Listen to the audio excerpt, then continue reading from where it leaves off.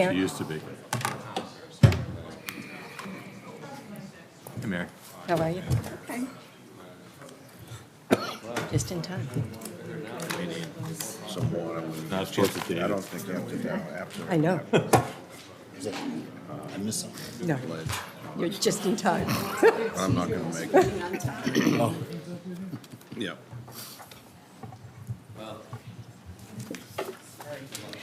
Good evening and welcome to the Board of Selectmen's meeting Monday, March 7th, 2022. The Warcourt Meeting Room, Mashpee Town Hall, 16 Great Neck Road North, Mashpee, Mass.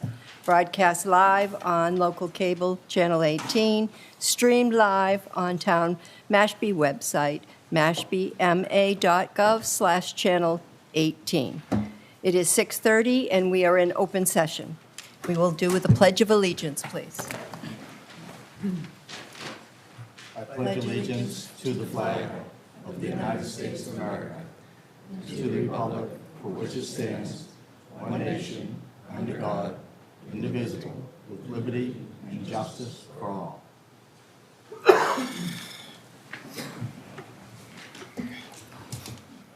Thank you. And I'd like a moment of silence for peace in this world.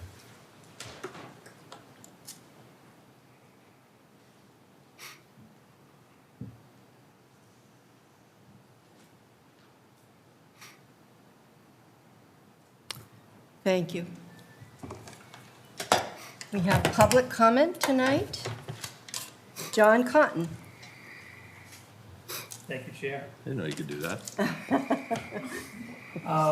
Just real quickly, just like to make a quick statement. You're off. Sorry. Everybody good? Sorry. I'd like to ask again if the townspeople of Mashpee could bring the temperature down. If you have no idea what I mean by this statement, thank you. Thank you again for doing it right. It comes down to respect. Whether it be elected official, committee member, or Mashpee citizen, treat others how you want to be treated.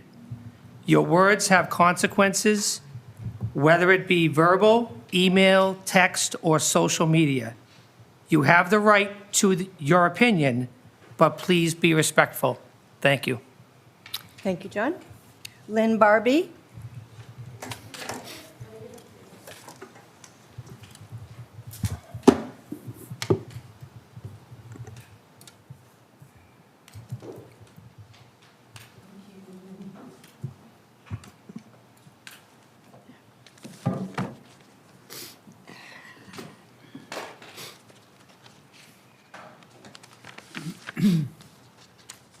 Good evening, Lynn Barbie, Surf Drive.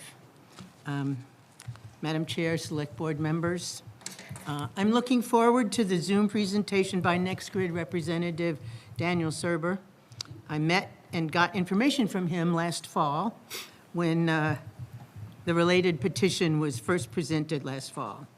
At the last Select Board meeting, the chair stated that the solar overlay petitioners would both have opportunity to make a presentation. It is my understanding that John Janaday, not William Haney, is the new petitioner. I look forward to having a discussion with the Select Board on my petition. It's not on the agenda today, I understand. I do believe there was some confusion about my petition.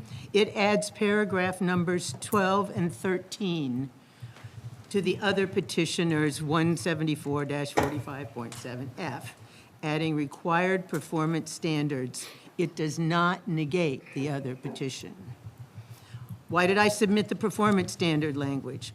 I've looked at the property under consideration. It is zoned R5, residential and commercial C2 by the original petitioner's document. The R5 land was even noted on the town planner's map of buildable lots. Then with more research, I saw that the Childs River abuts this land along the western edge. The restoration of part of Childs River in the Quaker Meeting House Road Rod and Gun Club area is quite amazing. And why wouldn't the town want to be able to continue that restoration north of Old Barnstable Road? But we would have to protect that land in order to have that opportunity. While some of the proposed land does include an old sand pit, much of the land is wooded open space. According to NextGrid from last October, half is wooded. Our town needs to protect and expand open space. The Cape Cod Commission has an even higher standard for donation of open space for a solar project on this kind of land. Thus, my article addresses the issues of set-aside land for open space and the protection of the watershed area. The overall area of the NextGrid plan is nearly 40 acres. As I told Mr. Serber at his meeting at the Senior Center on October 16th, 2021, I like solar. Surely there is room for their project while still meeting the performance standards I propose. Thank you. Now, I just want to make a quick shift. Thank you very much, Mr. Cotton, for your comments.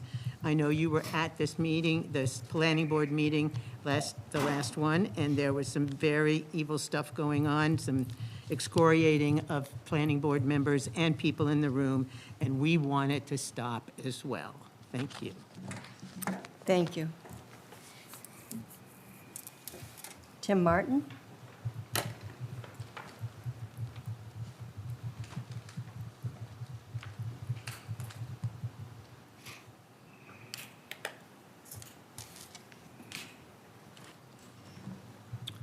Thank you. Madam Chairman, my neighbor, and others of the board, my name is Tim Martin. I live at 7 Russell Road, and I'm the petitioner for the 10% real estate tax cap for all seniors article that's on the May 2nd town warrant. And I had prepared the last few days, really, I'm prepared a statement to give, because we had requested during a February 10th letter that you all received to have a meeting with you so we could explain our position carefully before you vote. I think there are clearly some misunderstandings about how this actually maps out and what happens in the assessment process that I have discovered through the detailed examination, in our area. And I think there's stuff in there that are important for you to hear. Now, I'll comment that I do have a meeting, with the Finance Committee set up. I've appeared there, and they want to hear what I have to say. So, just know that that's in the works, and that's very good. But I know in your executive position here that what you care about or what you say really matters. And so I want you to have the opportunity to hear from me clearly, and I can't do it in 3 minutes. I was hoping, so what I want to ask for is as soon as possible, there's a short fuse on getting to this warrant on May 2nd. There's a short fuse on this. As soon as we can, the next board meeting, whatever, for me to be on the agenda, so I can have about 10 minutes or something where I can essentially explain to you why some of your assumptions and misunderstandings are actually incorrect.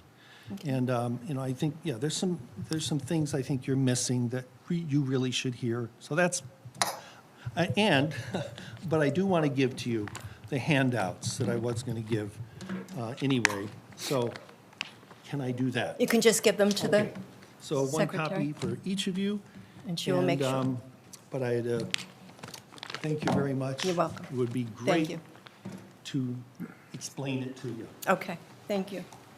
Mr. Martin? Mrs. Chair, could you dial in the conference number, please? How do I do that? Oh, I see. Just leave it on, and then it's just going to be a speaker. Just leave it on there. And that's going to be Oh, okay. Oh, okay. Thank you. Marian Oslak?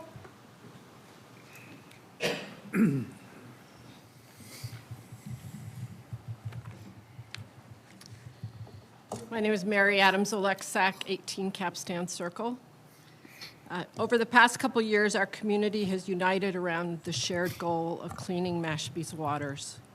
It's not an easy job, but we know that we have no choice but to take this on. I want to thank the Select Board, the Sewer Commission and town staff for hearing our voices and working so energetically to begin this process. Phase 1 is underway, and I'm thrilled personally to see that you're already beginning the planning process for Phase 2. This new phase is coming faster and in a slightly different form than was contemplated in the original nitrogen mitigation plan finalized 7 years ago. But in the interim, much has changed, and the plan needs to change. Let us not forget that the town meeting articles under consideration this evening and this spring are to develop the details of that plan. We can and should vigorously debate the exact contents of the ultimate plan, but the only way to do that is to actually move forward with professional help and a clear planning process. Please let's not take our eyes off the prize. Clean waters for Mashpee, I think everybody agrees on it.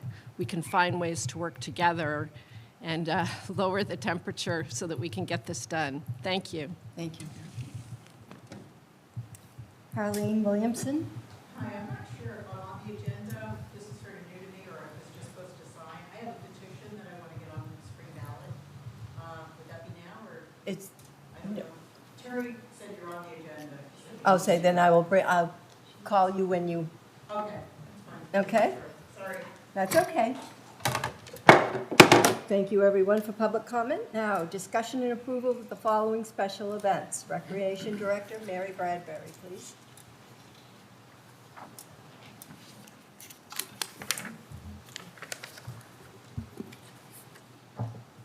Sit or stand. Good evening. Thank you for allowing me to present this. We're very excited in the Recreation Department to resume our special events. What's before you will take us from now till the end of June. And it does include a move this year for the community picnic and fireworks display to be held at the end of June rather than the 4th of July weekend or thereabouts, just to ease the burden on our emergency personnel, police, fire, and so forth, because there's multiple other things going on, and it's a very busy time.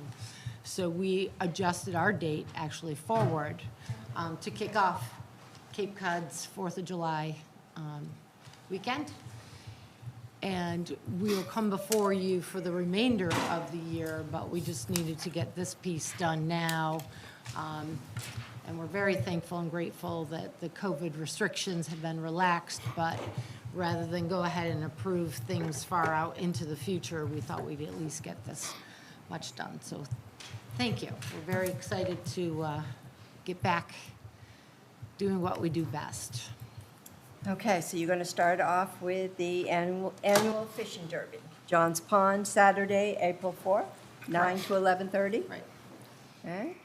Annual Easter egg hunt, Mashpee Community Park, Saturday, April 9th at 10 to 12, and a rain date of April 16th. Memorial Day ceremony, Mashpee Community Park, Veterans Garden, Monday, May 30th, 2022, 10 to 11:30. Annual Super Swim, John's Pond, Saturday, June 11th, 2022, 9 to 12. Mashpee Fireworks Display and Community Picnic, Mashpee High School, Friday, June 24th, 2022, 5 to 9:30. Do I have a motion? Yeah. So moved. Second. Roll call? Yes. David? Yes. Yes? Yes. Absolutely. Thank you, Mary. Thank you.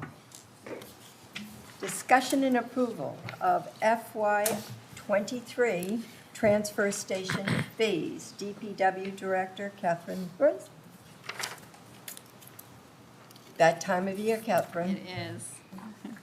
Mary gets the good, fun stuff. I get the Yeah. not so fun. Come on, yours isn't fun?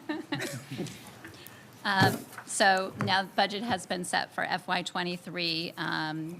We have looked at what the sticker fees need to be for the upcoming year to maintain the, I guess, zero, what we're calling the zero tax subsidy, meaning all users of the transfer station are funding the operation. We did see this past year an increase in what we receive for recyclables that are collected at the transfer station. So there was some improvement in the markets, mostly for the paper products. So that helped offset some of the increased costs for operation. But we also saw a decrease in the number of first household stickers that were sold. We had seen a little bit of a bump with the pandemic. Now we're back to kind of where we were before the start of the pandemic. So the number that I am proposing is an increase to $205, so $15 increase from. 205, I have 206. 206 is the actual number. Okay. I rounded it down to Okay, 205 to have an 205. even number. Okay. That is not proposing any other increases in stickers. I did provide to the town manager this morning, and I'm not sure if I did not bring copies, I apologize. Just a comparison for some of our surrounding communities. Barnstable, as you may know, is an enterprise fund, their transfer station operation. They are actually looking at an increase to $300 this upcoming fiscal year. They're currently $270. Yarmouth is staying at their current rate of $162, but they do accept commercial solid waste, so that helps offset costs for their residents. One interesting thing from Yarmouth is their second household sticker is half the price of their first household, and that is one thing that did increase this past year. For our sticker sales is our second household sticker number did go up for whatever reason. Wow. That fee, currently, we only charge $20. And Dennis is proposing an increase from 182 to 190. Okay, any questions for our DPW director? Tom? No, I think it's great. You did a great job. I was surprised you kept it as close as you have to last year, so very, very good work. Thanks. How many firsts do you sell, Catherine? How many first sticker? Yeah. 4,484. It's about a $200 number decrease from FY21. Okay. And you had an increase in the second one, second sticker. Our stickers went second whole, not a significant amount, about 50 additional stickers. We sell about 1,400. Okay, yeah, 1,450. So about 30% of the people don't have all that much price sensitivity to it since they're buying two. Mm-hmm. So the cost of that, if they didn't buy the second one, would offset the proposed increase. Yes. Okay. Okay, do I have a motion? I make a motion to approve the recommended sticker fee charges as provided. Second. All in favor? Yes. Yes. Yes. Yes. Yes. Thank you, Catherine. Thank you.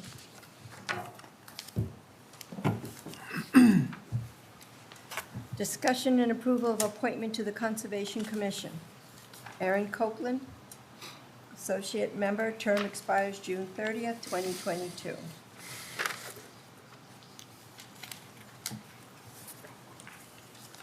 Is Aaron here? No, I told her she didn't have to be. I make a motion to make the appointment. Second. Se- All in favor? Yes. Yes. Yes. Yes. Yes, thank you.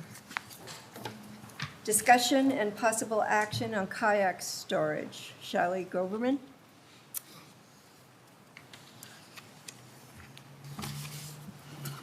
Hi. Hi, thank you for allowing me to speak. I just, having lived here for quite a number of years and finally having the freedom of time to be able to do the things I love, I have wanted to go kayaking and have found it very difficult physically to be able to take the kayak off of my car. And so I was actually putting it inside my car, and then my car died. So I got one that I can't fit it in. But at any rate, I started to research out other towns in terms of whether there's any spaces that people can leave kayaks in, and indeed, they do have that type of a thing, that people get a permit and can leave it in different areas. And so my request was, given that we have so much beauty here, it's such a healthful thing, and it's something that so many people can access, I'm asking whether we can consider figuring out a way for people to be able to leave their kayaks places for the season. I think we have room at Great River and probably Aquay to do something. That's my understanding, certainly at Great River. I'm not sure about the space at Aquay, and I know that it is assigned. So have you checked with DNR, With who? the Department of Natural Resources? I've called pretty much every department in town hall trying to ask. Okay. Say, Well, is there any way? If you give your number to the Assistant Town Manager before you leave, we'll follow up with you. I have He has my number. All right. I mean, could we just ask through you to have Natural Resources identify potential areas and come back with a proposal? I mean, you have to build some racks and stuff. Are they saying that there aren't enough racks for you? There Is that aren't the any, issue? my understanding is there aren't any racks, they're just a kayak. Well, there is at Great River. Just dinghies. Unless I'm having an illusion. This is The for kayaks, racks at not the for- end of the boats. I'm, Right, so it's only you're things- talking about I'm kayaks. talking things that don't cause I'm pollution. thinking dinghies. I'm sorry. I'm sorry. Yeah, My things that mistake. don't cause pollution and get people healthier. Yeah, no, you're talking kayaks. All right. And I even wonder if this place is along the Mashpee River, I don't know. All right, how so that let would me work. check with DNR and get back to you. That's a great idea. Yeah, I do have, I don't know if you want it or not, but I do have like the stuff from Barnstable in terms of what they did, whether that helps as a Sure. resource. That would be good.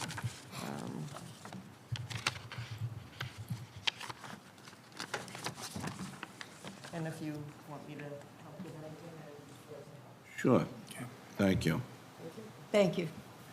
Great idea. It is a good idea.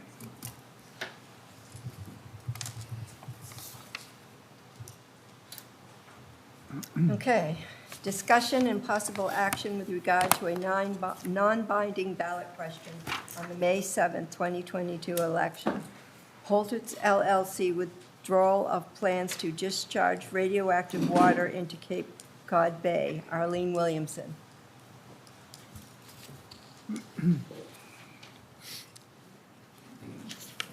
Hi. Hi. My name's Arlene Williamson. I live at 103 Surf Drive.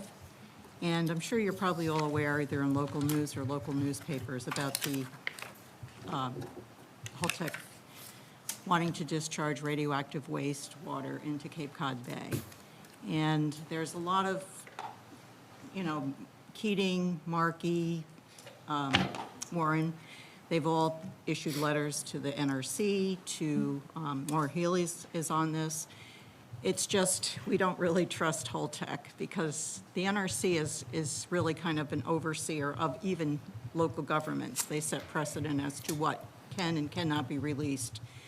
And they really don't have a clear, concise breakdown of all the materials, the pollutants, the radionuclides, all those things that will be discharged. This is wastewater from the spent fuel pool and other sites that they need to get rid of in order to start the decommissioning of the plant itself. What we would like to do, it's a non-binding question. This is going to be done Cape-wide. I believe Mashpee is the only town right now that we don't have it on a ballot. But we'd like to get it on the ballot for the people of Mashpee to voice their concern about how horrible this would be.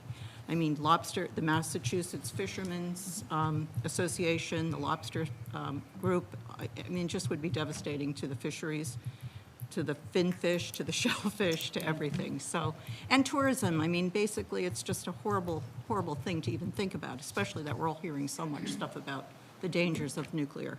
Exactly. So, I have a petition. I have 12 signatures, 12 or 13. And We'd have to I'd like add to it leave through that the up to you, board. whether or not you would Well, it's a ballot consider question, putting it so- on. Oh, yeah. Excuse me? You're looking for a ballot question as opposed to town meeting, right?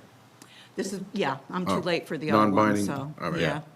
Yeah. We've already gone on record as a town I board know, and I supporting. appreciate that. Thank you guys so much for being on top of this. I mean, it's just a sinful thing to think that they could even think about doing such a thing, but But yet we can still put Yeah, this on the absolutely. ballot. Yeah. I make a motion that we include the proposed non-binding ballot question as worded on the May annual election. Second. All in thank you. favor? Thank you. Yes. Aye. Absolutely. Yes. And if we could just Want the grab petition? that, and I'll have council review before your next meeting. Yes, yes, I have. Then we're all set. Yeah. You'll have it on for next week when you have to 12th, execute. 21st. I mean, not next week, the 21st. 21st. Thank you so much. Thank you. Thank you. Thank you. Okay, presentation on the Cape Cod Tech High School FY '23 budget, Superintendent Robert Sanborn. Good evening. Good evening. I don't want to mess up things coming up here. Come on, Bob, you're on a tech school. Good, Wendy. You're so good. There we go. This evening, I've furnished the Select Board with our FY '23 budget book. Previous to that, we had sent along a line item budget and then the PowerPoint presentation I'm going to go through tonight. Feel free to stop me at any point if there's anything you want clarified. I'm going to go as fast as you'd like me to. Thank you so much for having me here this evening to present the Cape Cod Regional Technical High School FY '23 operating budget. I'm Bob Sanborn, Superintendent. So I first want to talk about the Finance Subcommittee who's been working along with Aaron Orcutt, our business manager, and myself since October through 3 or 4 versions of this budget to what we're presenting this evening. These are the members of that Finance Subcommittee, and Dave Bloomfield, obviously from Mashpee. The other person I'd like to highlight is a person who sits on our building committee, and that's Dawn Thayer from the town of Mashpee as well. I think I saw her here today. So I want to thank Mashpee's service on both school committee and our school building committee. So just first, where are we with students? I'm going to zero right in on Mashpee. We're up 4 students. You're going to see a disconnect. You're going to see 51 on another document. And the difference between 48 and 51, there are 3 students from Mashpee that go to Falmouth through the school choice program. So when you look at the assessments, there are only 48 students in our building. But through assessments, we bill for 51 students, and then we send money to Falmouth through the school choice program. So it's a little hard to explain, but you're going to see that differential, especially at the town side. If anybody has any further questions on that, I can, after the, in days coming, I can make sure you understand that fully. But you see that Mashpee's up a little over about 10%. And the school is up 27 students, which we're very excited about our enrollment. You see that Barnstable and Yarmouth still make up almost 50% of our overall population. But as you see, we've had a pretty good enrollment trend over the last 3 cycles, and in no small part to the support of taxpayers back in 2017 for our new facility, which we're now in year 2. Before I forget, I'd like to invite everyone here and in the audience, if you'd like to come see the new facility, which you made a substantial investment in several years ago. We'd love to have you over. I know some of you have already been over, came for the ribbon cutting, and thank you for that. But please come on by and see what I think is a jewel. Will be a jewel for many, many years to come for vocational technical educations for students from Provincetown to Mashpee. I'm presenting tonight a 1.99% increase. And you'll see our increases over the last several years have been relatively modest. You recall in '21, we revised our budget down to 1.34% because we really didn't know where we were going to be during that time period, if you recall. So it's about a $335,000 increase in the over 22. The money still comes, the majority of the money still comes from the towns. We are seeing a little bit of a spike in state aid in the form of Chapter 70 and Chapter 71, and I see that going into next year as well. But we're also devoting a good portion of local revenue, as we are pretty much right at our excess and deficiency number. So those of you who are not in the regional district, if you realize we are allowed to have 5% of our next year's budget in what we call excess and deficiency, similar to the concept for towns of free cash. So we are able over the next several budget cycles to devote substantial, well, in comparison, substantial amount of money, in this case $665,000, primarily from our excess and deficiency fund.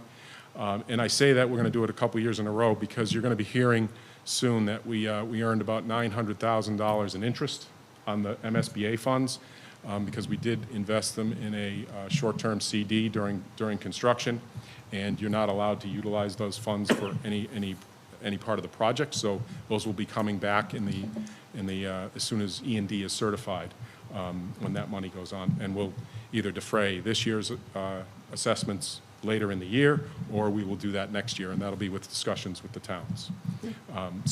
But the primary source of revenue still for this budget is assessments from the 12 towns. And this graph really just shows that with a little increase in state aid and a small increase in local revenue, as I've already talked about.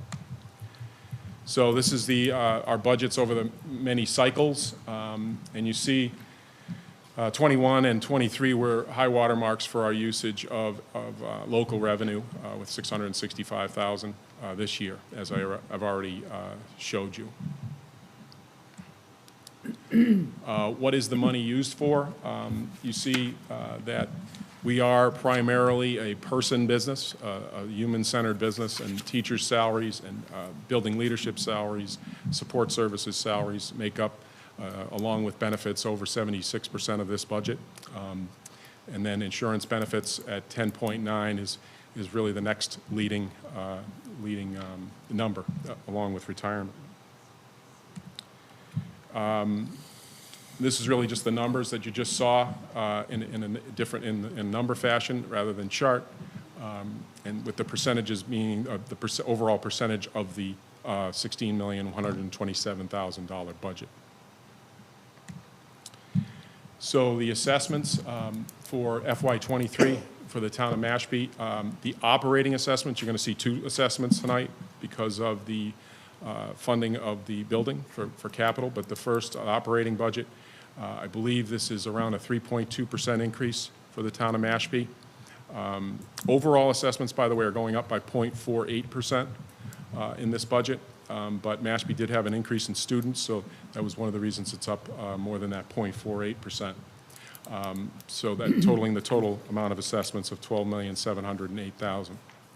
And then for the debt, we are in year 4 of a 20-year debt schedule, level principal, as you see, at 3.32%. Some people have asked, although we're not in a declining interest rate environment anymore, but we cannot refinance this until the 9-year mark. So really, we can't do anything, and right now we wouldn't be able to do anything, but that has been asked in other venues. So at the 9-year mark, if it's advantageous, we would look at refinancing if it makes sense.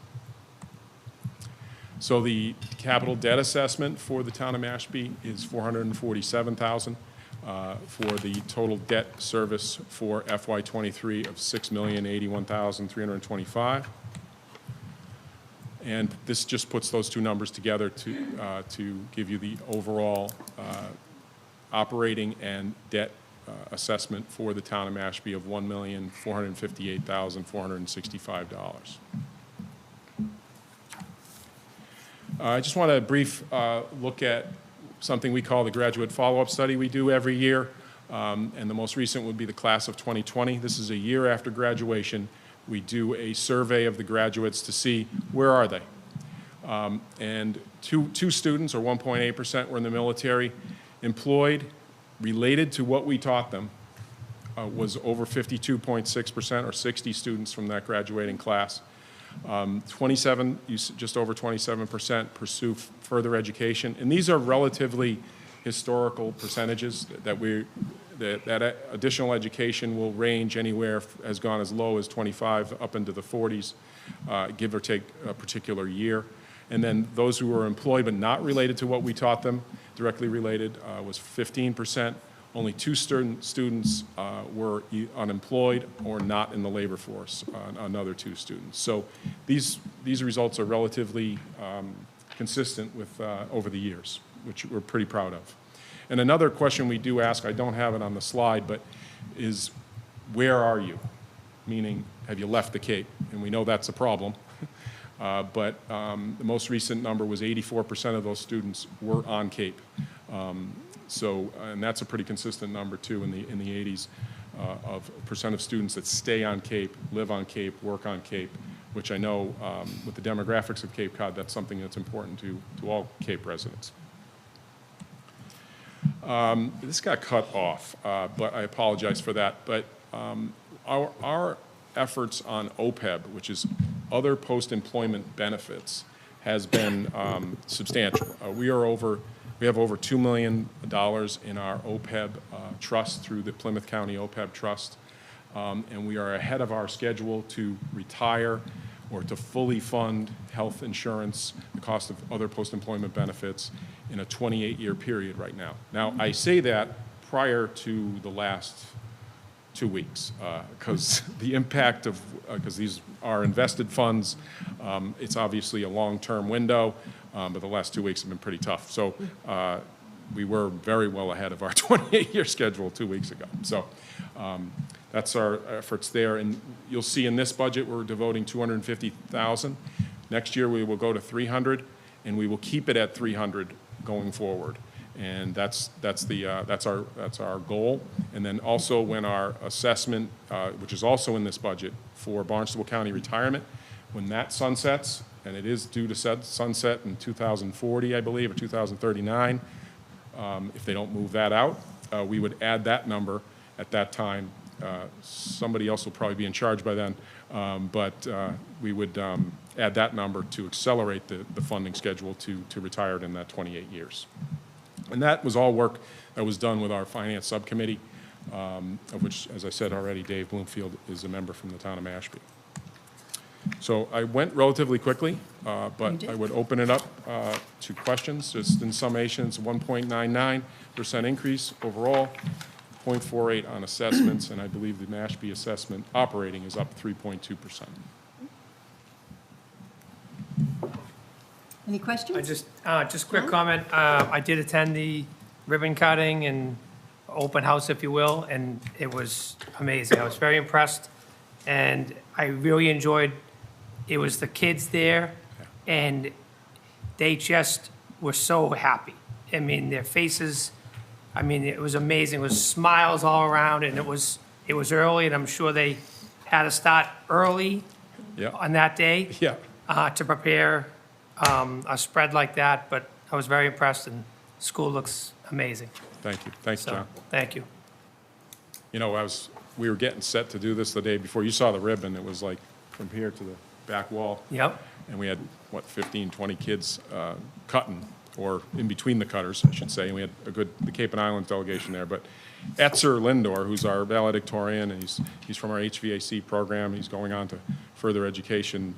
The day before, we were practicing this thing, getting ready to cut the thing, and Etzer, and I'm freaking out, I'm very nervous about the event coming up, and Etzer goes, "I got it, Mr. Sample, I got it," and he got it because I didn't have to worry about a thing. So, yep, well done. Andrew? Yeah, Bob, could you talk at all? Did you get any COVID relief money? And sort of how? Yeah, we did. I mean, through ESSER and ESSER. Well, yeah, for the various sources of COVID money, and how does that play into your budget from last year and roll into this year? Yeah, so not on the 1.99. We are still funding an additional nurse, and we are funding an additional 2 custodians, which are not, those are from ESSER 2 funds, okay? So that's not in, those positions are not in the budget that you see there, and and they are being funded by ESSER 2 funds. When Okay. those funds are exhausted, which would be at the end of FY '23, those positions would be going away. And does any of the COVID money end up in your excess and deficiency? No, none of the COVID money ends up in the excess and deficiency. So it's all We did been- get a sizable amount of money in ESSER 3, and if you're aware of it, it came out pretty quick. We almost got $1 million. We've spent very, very little of that. Because it has 2 to 3 year window to utilize, and it's supposed to be, a certain percent of it is supposed to be devoted to mental health and social emotional learning. So we are looking at a 3-year program for bringing in freshmen as they enter our school and bringing them into the way we do things as a summer camp type of activity, also to assess things like mental health and social emotional learning. That's in that ESSER 3 funds. There's potentially one position in ESSER 3, not in this budget, as we look into starting a new program in animal science, but that's going to be in out years. It's not in this FY '23 budget. Have you given any thought to the activities that you're currently engaged in that are largely supported by town assessments and swapping out, using some of those SR3 funds as a way to take some pressure off the municipal assessments this year or next? Well, this year, we took considerable pressure off as, getting down to 0.48% increase, and we did that primarily with local excess and deficiency funds. But in out years, that is something that we could potentially look at, like that animal science position when it comes online, which I'm thinking is either going to be 24 or 25. And that could be funded by ESSER 3 rather than the operating budget. I would just encourage you to be creative in your thoughts about how to take some pressure off the municipal budgets at the same time. And I know there's something we talked about, and this would be a little further down the road. If we're able, we're talking with the town of Harwich on a piece of land where we're not purchasing it, we would be basically in an intermunicipal agreement. This is already public, but we haven't entered that agreement yet, and it's a farm. So, but it's 33 acres. It's currently managed by a town resident, and that person will let go of the land, and we enter in that agreement. If we're able to get that together. Is it Leo? Yes. I was thinking the exact same thing. It's public. So when Mr. Kukunis lets that land go back to the town of Harwich, we might also, because you and I have talked about this offline about environmental technology, because there are water resources on that land as well. There's a pond, there's a cranberry bog. What a great idea. So this is a 5-year plus window. But yeah, some exciting things hopefully happening in that venue. Thank you. Yep. That's great. Yeah, that sounds good. Tom? Done a great job. You really have. Tom, thank you. And thank you all for your support. I can't believe it was 5 years ago that vote was 5 years ago. It's 5 Appreciate years it. ago. David, you have any questions? I think last year I had asked if, you had developed any further programs that were in line with the developing clean energy kind of realm. I know that there's some state programs where they advocate for, professional development and things in those areas. I didn't know if any way for the school to get and tap into those. Yeah, we do. We kind of, right now, unless we go into this environmental technology program, which is further out, we do dabble in photovoltaics, in electrical, solar, thermal, and plumbing, and HVAC. And we also had a meeting the other day about infusing EV vehicles into our automotive tech program.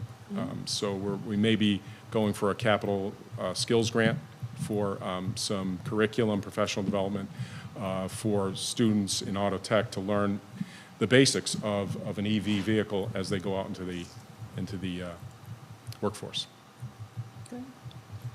The offshore wind, I know that they're working with the state to develop additional educational programs. I don't know if they're at that level or, higher in the academic world, but, I think there's a lot of developing positions that will come out as a result of the offshore wind.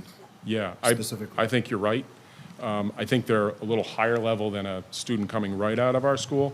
Like as we saw when we started doing the building, we saw a lot of our alumni, experienced electricians, experienced plumbers, and then there's welding as well that come to mind that are potential job opportunities for our alumni.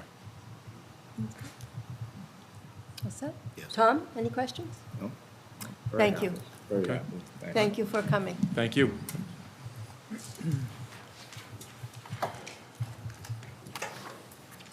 Okay.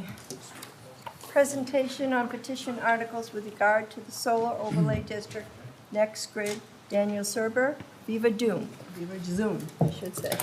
Yeah, is he on the line? Daniel? on the line. I can hear you. Hi, how are you? I'm doing wonderful. So,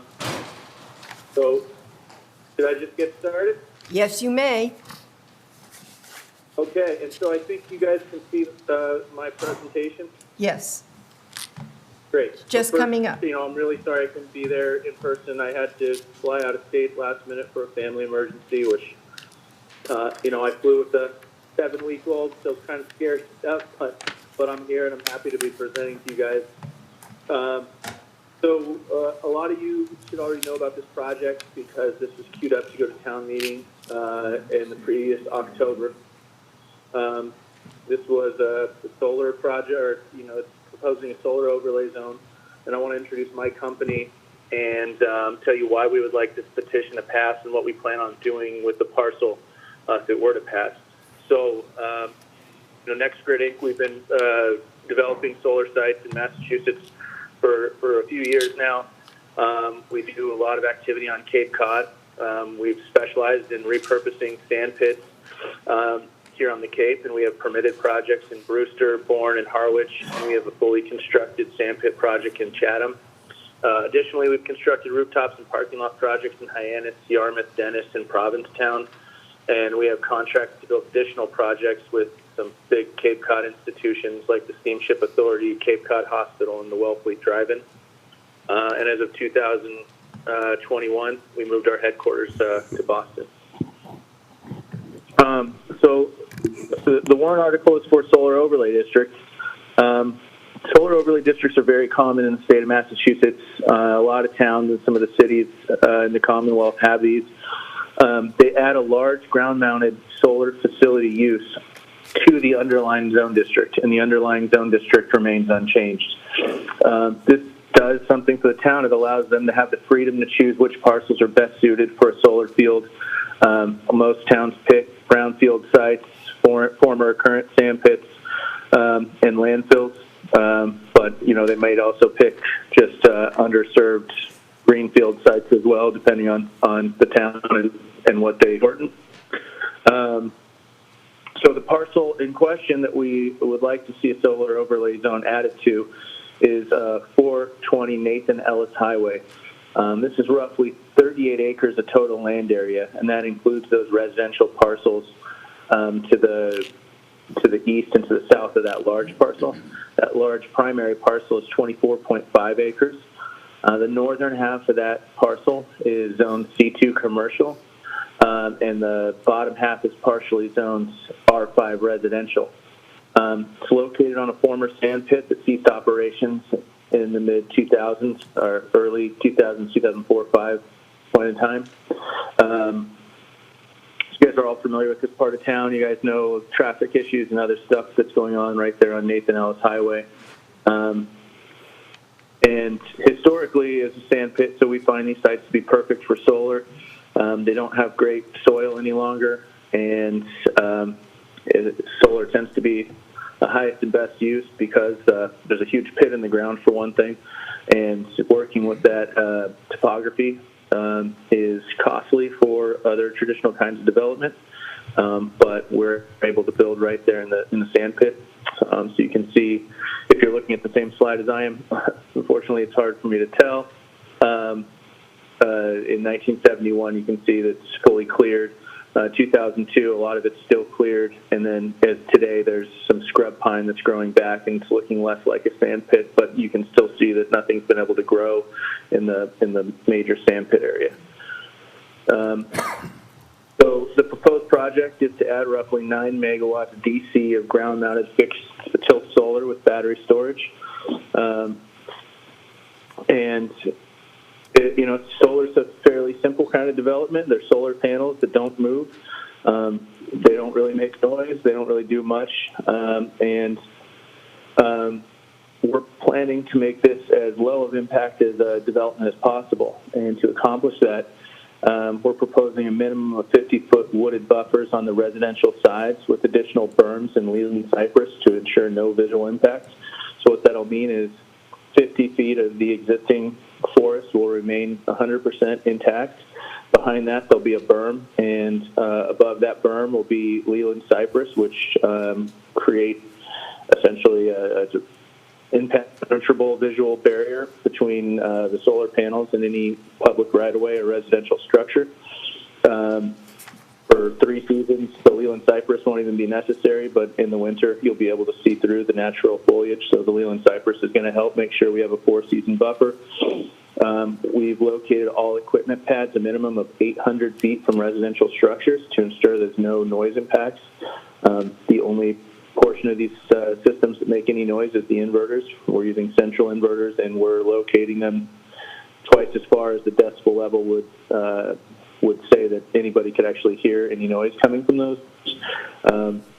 And anyways, these don't function, in the early morning. They don't function really at twilight or at all during the nighttime.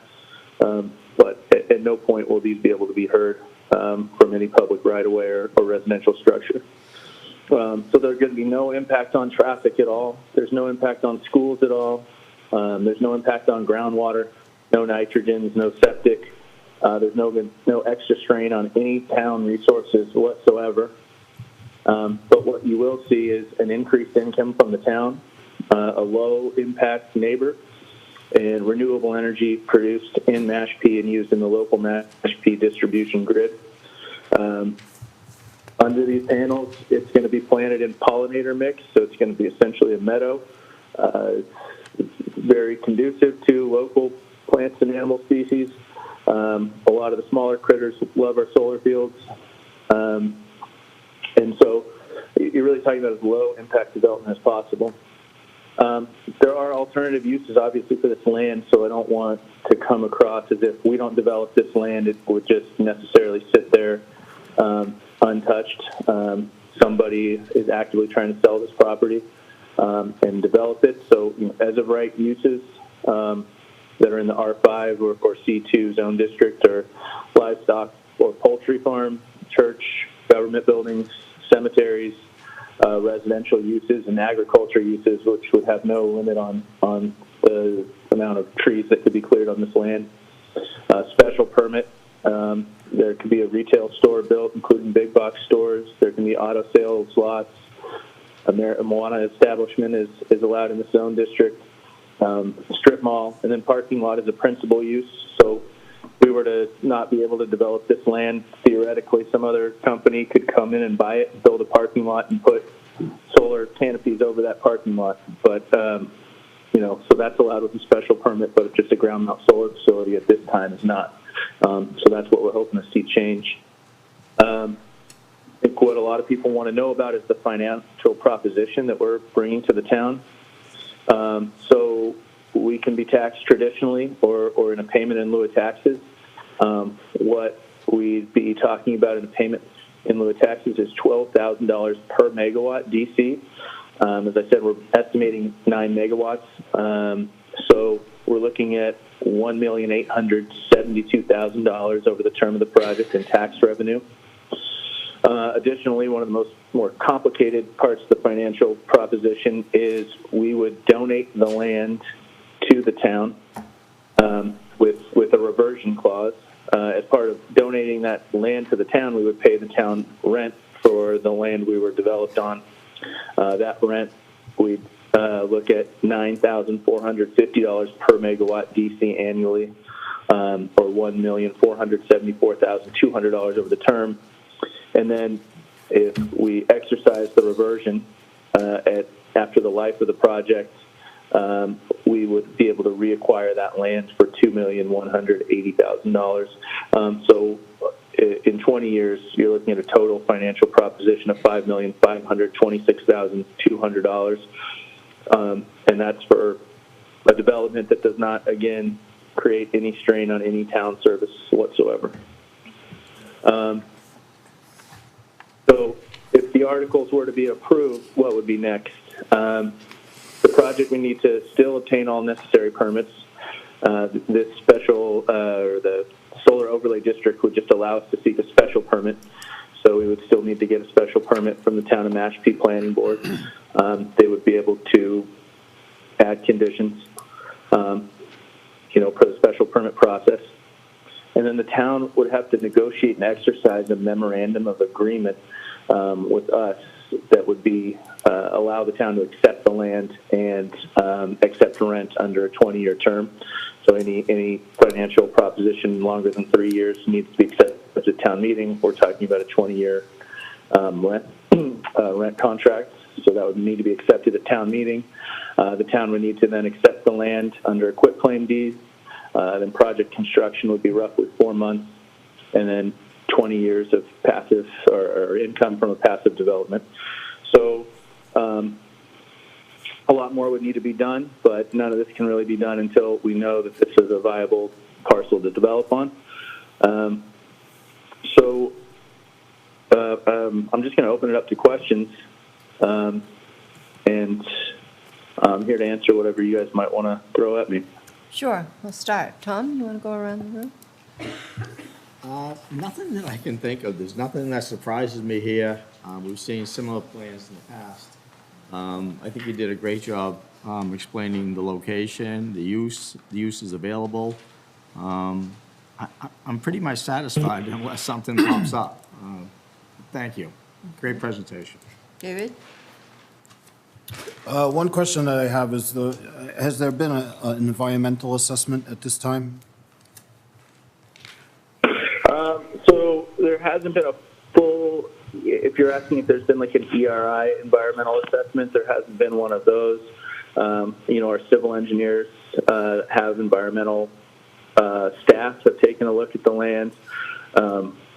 We've definitely walked the land, taken a bit of an inventory on what's there, but there hasn't been like a full environmental study. My concern is that if there's some sort of agreement for the town to take ownership of the land through a quitclaim deed, the town should know exactly what the present condition is as a baseline of the land. Yeah, so that's great. That's great. And again, the acceptance of the land would happen in conjunction with the next town meeting in October. So if this is a viable development for solar, the town can ask us to do whatever kind of environmental study would get them comfortable. We do for any land sale, we do what they call a phase 1 ESA. So we would be doing that standard, and anything additional, such as a phase 2 ESA, we would be more than willing to do. Nothing further at this time. Andrew? Yeah. The main parcel is the address you gave us, but there are a bunch of other individually owned parcels, right? So there's a bunch of these parcels on the south and on the east that are still owned by the original ownership group. There's 2 different trustees that are connected. Some of those parcels have since been sold, but not developed. So those would be left intact at this time. I guess what I'm getting at, do you have any idea what the current tax payments on those properties collectively are? Because I guess what I'm getting at, just not to be mysterious about it, is suggesting, if you don't buy it back, about $3.5 million in revenue coming for the town, and just looking at the 20-year tax haul from the parcel you identified without inflating it at all, it's almost $1 million with nothing happening. So what I'm trying to get a feel for is what's the actual value of what you're offering us compared to what would happen to that property if it were never improved by the current owners. Would we be getting roughly the same amount of money just leaving it alone. And if they improve it, then we'll be getting more. So trying to get a feel for what the actual value and whether we're actually, this sounds good because we're sitting here thinking, well, we're getting nothing, so you might get $3.5 million. But by doing nothing, and not authorizing this, and it just sits there as it has for decades, we might actually get close to as much money by doing nothing. So I'm trying to get a feel for what the value of your actual offer is. Yeah, excellent question. So we would still be paying the tax on the land and the payment in lieu of taxes, or if you guys want to taxes on the solar assets. So that's in addition to. But you don't. Why are you paying property taxes if you don't own the land anymore? That doesn't make any sense to me. It never has. Oh, understood. So the intention is for the payment in lieu of taxes to be for the solar assets themselves. That's actually a great comment, and we can add new numbers that show what we would pay just on the real property tax. So, but why are you paying property tax on a parcel of land you no longer own? What's the mechanism for that? Right. So we can adjust the payment in lieu of taxes to include the underlying lands, what you guys would essentially be missing out on. So this isn't your best offer, just your first.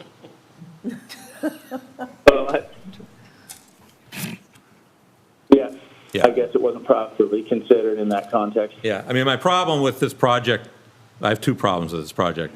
One is, you can say it's just scrub pine, but a lot of Mashpee's scrub pine. The whole idea of cutting down trees to put up solar strikes me as stupid when there's a ton of disturbed hard space already in this town that would be better suited for solar, and it's all flat, roofs and parking lots, easy to put it on.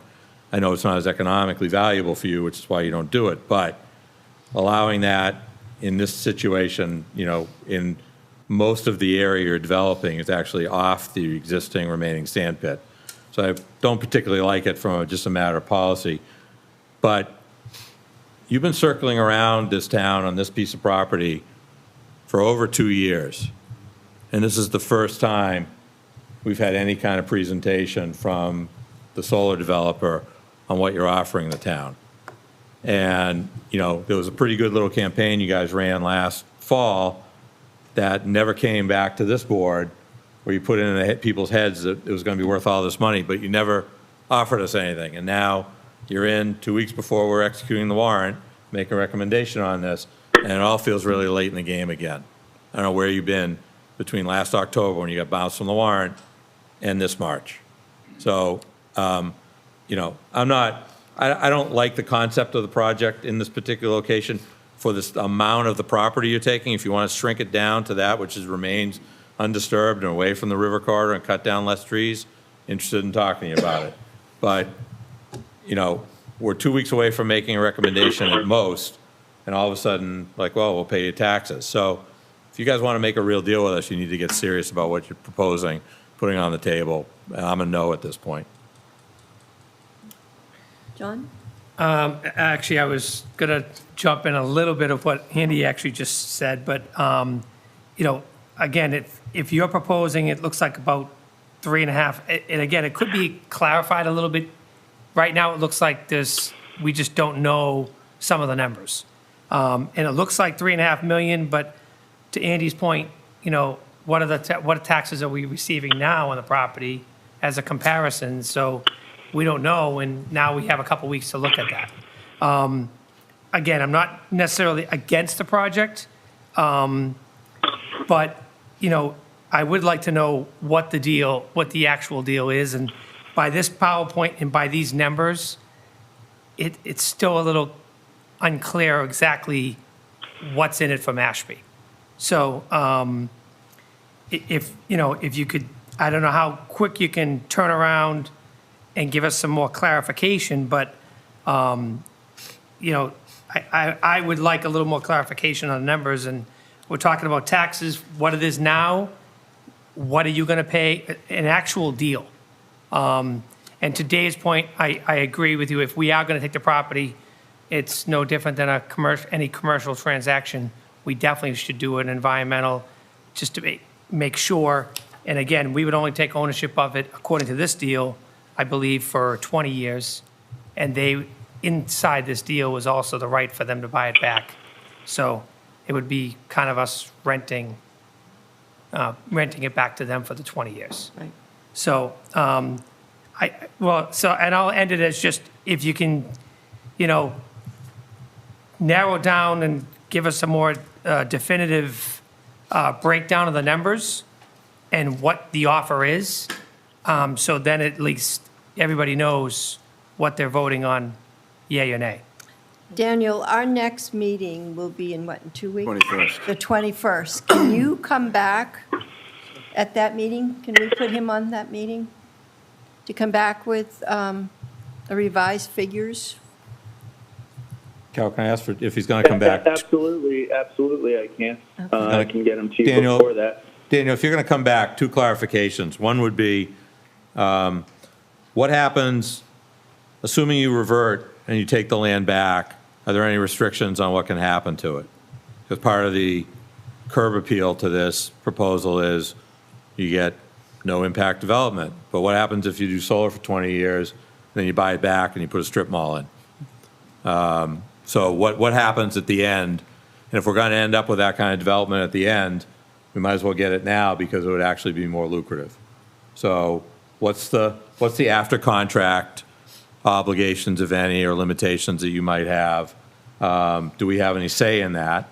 And then secondly, if you're not aware, there's a companion or an adjacent petition that is going to go before town meeting that increases the open space requirements. And my question to you, not tonight, would be, can you take a look at that petition, see what it would do if it passes, which I would suggest it has a reasonable chance of doing?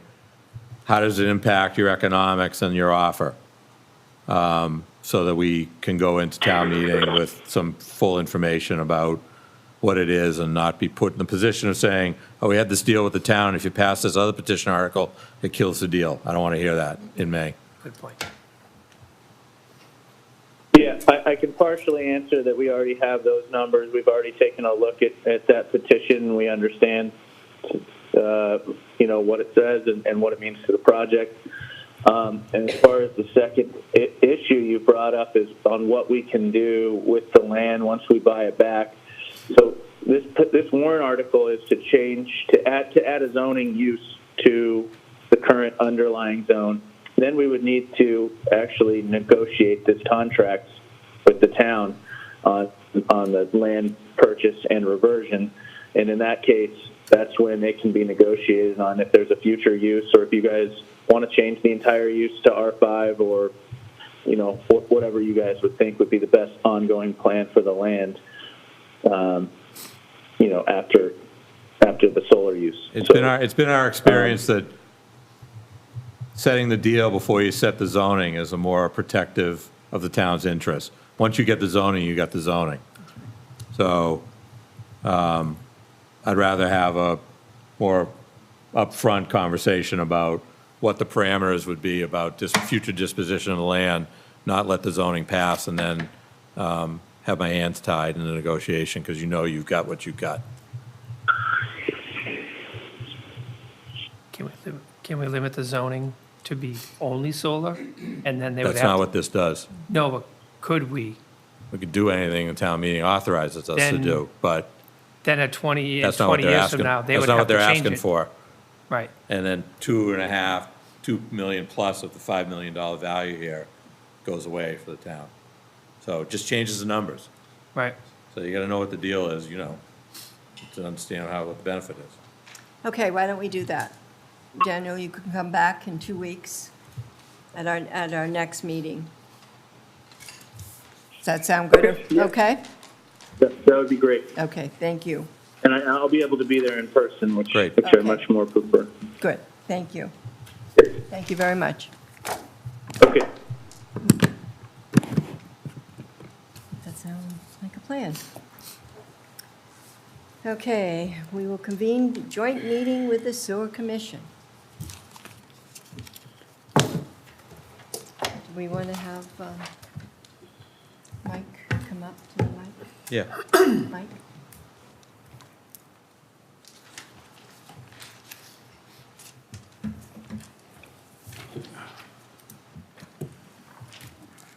Good evening, Madam Chair, Select Board, town officials.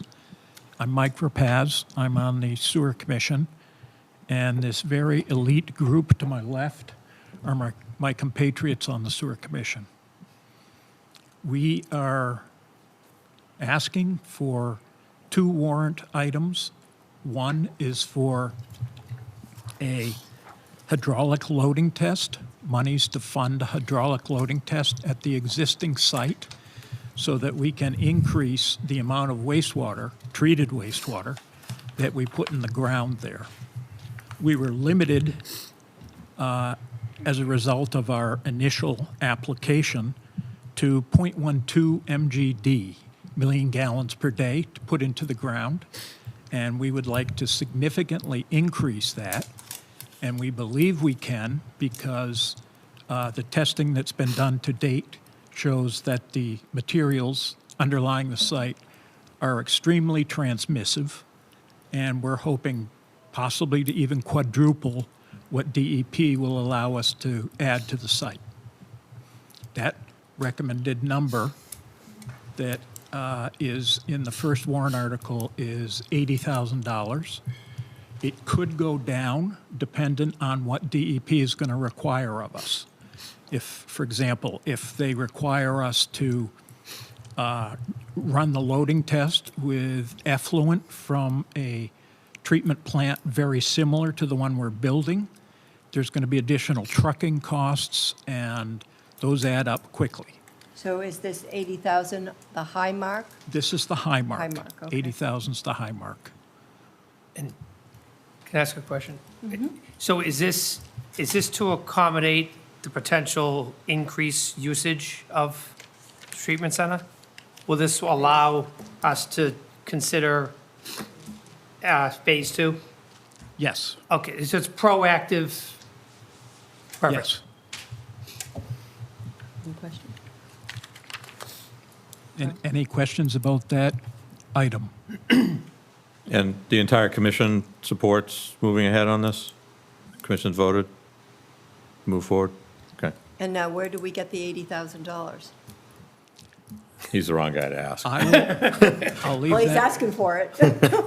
I'll leave that to the town manager.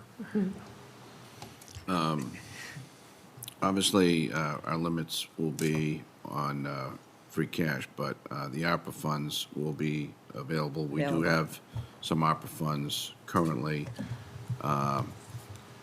in our coffers, and I anticipate doubling that number very shortly. So, given that, what I'd like to do is make a motion that we include the article in the warrant, add the $80,000, and change the source from revenue available for appropriation to what's the right term of art for the ARPA fund. I will get the exact terminology from council, but I Okay. would appreciate that change in terminology. I know you Yes, would. That would be good. And that we include it in that form and support the article. It's a motion. Second. Can I ask you one question on this? Certainly. So this test now is to check on how much you can use that area, the soil, and how much you can clear the pollutants out of the water. I guess my question is, how does this benefit the town by doing this test? What is the benefit overall, other than knowing that it can clean up some of the problem? Tom, I think the benefit is that DEP generally, when they give you a groundwater discharge permit, generally speaking, the limit is 5 gallons per day per square foot. That's what they will allow you to discharge into your sand beds. We got a permit already for 7 gallons per day per square foot. I'm hoping that we will be able to come close to what Chatham got, which is 30 gallons per day per square foot. We actually have materials that are as transmissive, if not more so, than they had in Chatham.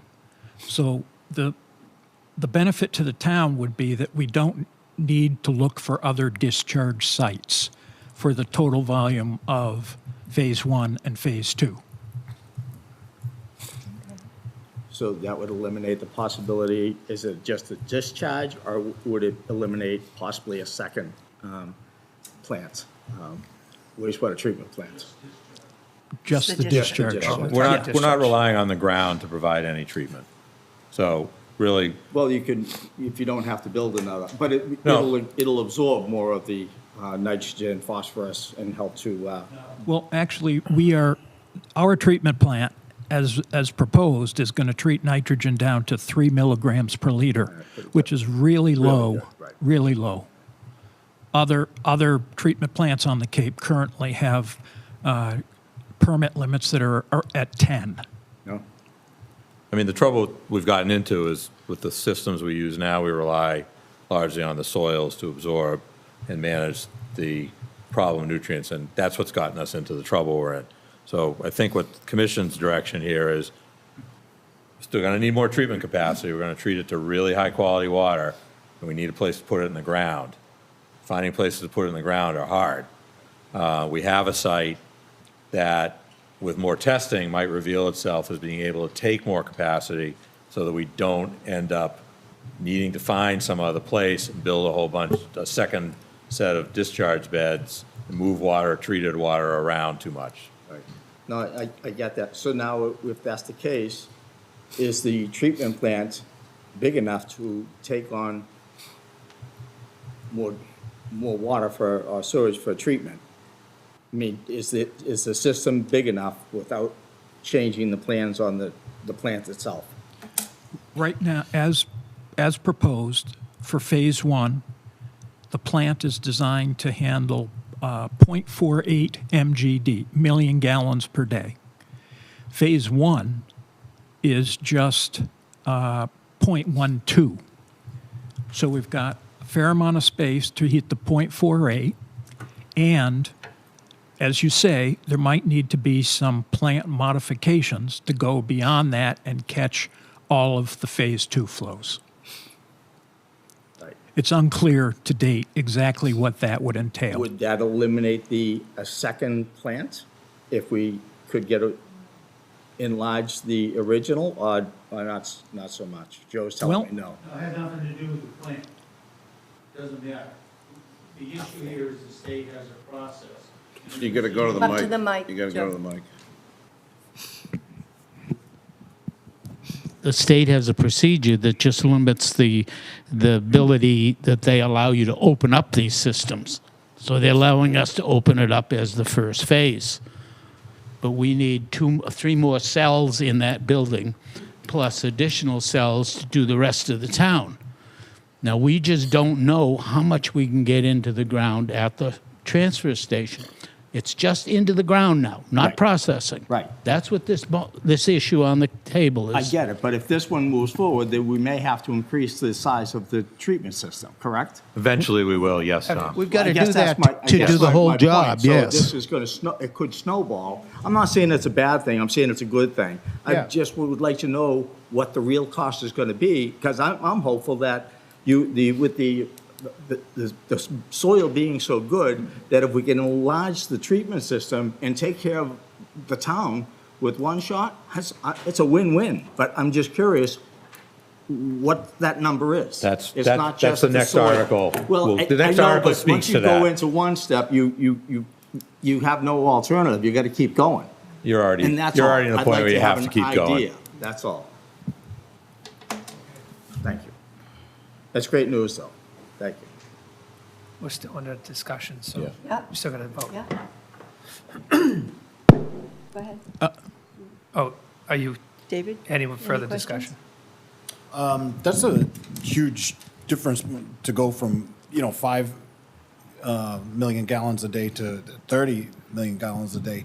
With that much water going into the ground, is there any additional side effects from putting that much water in the ground? I'm just wondering, out of curiosity. Dave, I must have misspoken, because what DEP approves generally is 5 gallons per day per 5 square gallons, foot. not million, 5. Right, not million I'll go from gallons. 5 to 30 million.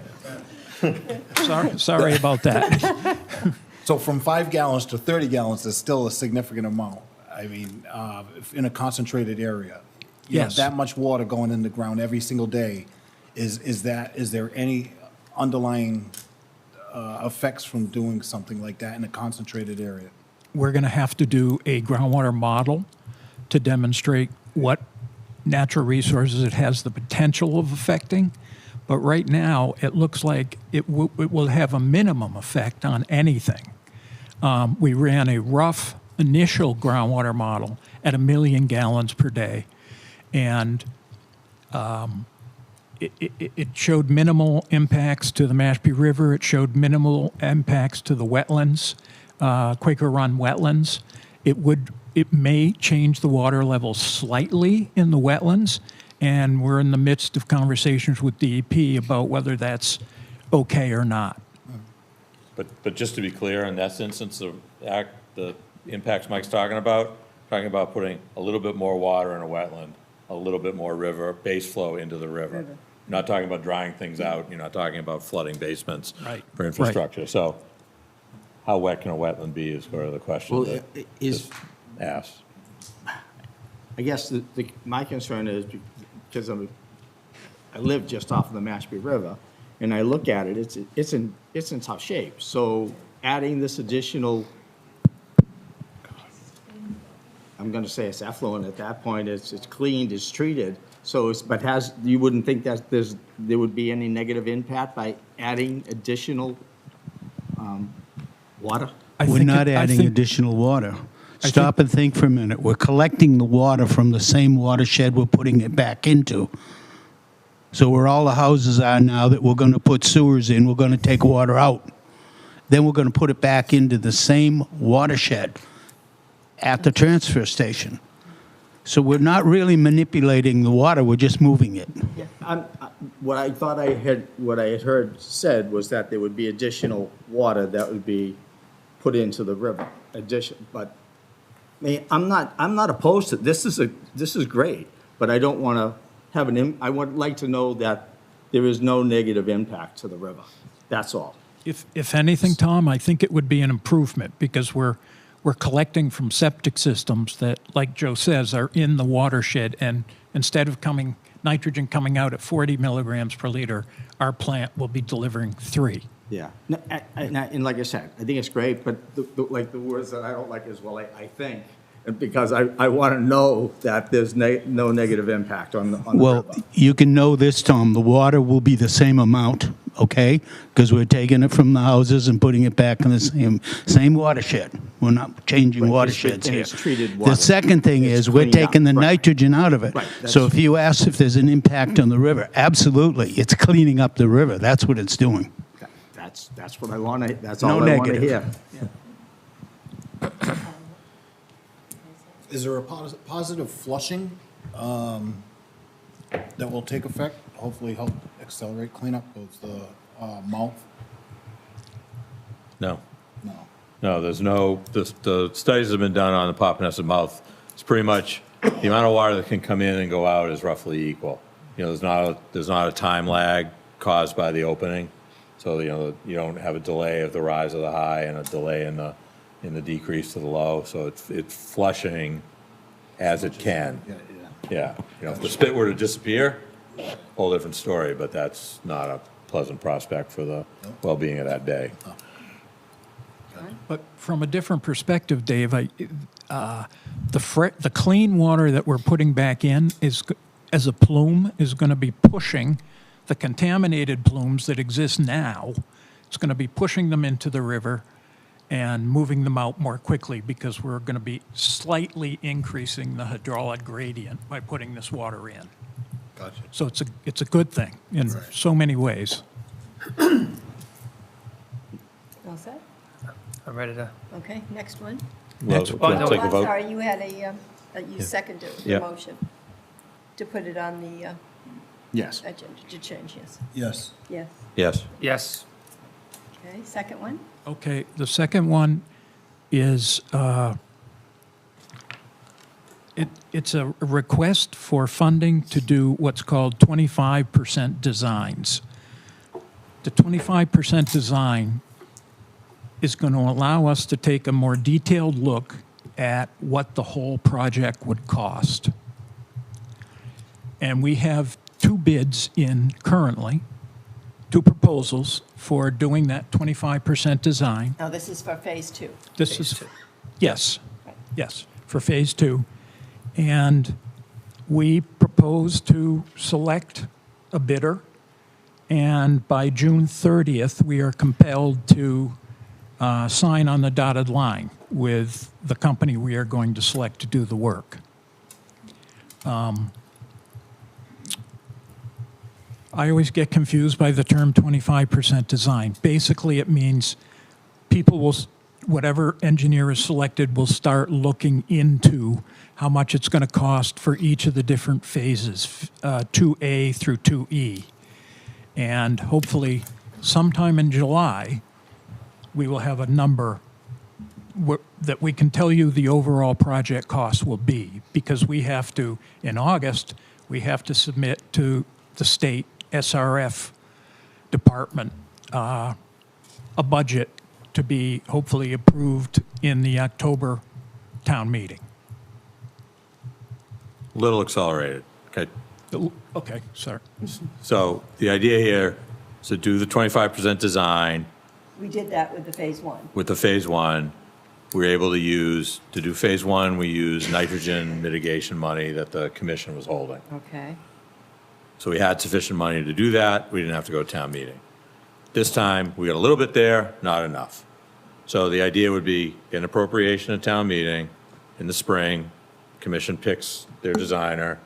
They do the work, get a good enough idea to submit an application for state financing in August for the list that comes out in January of '23.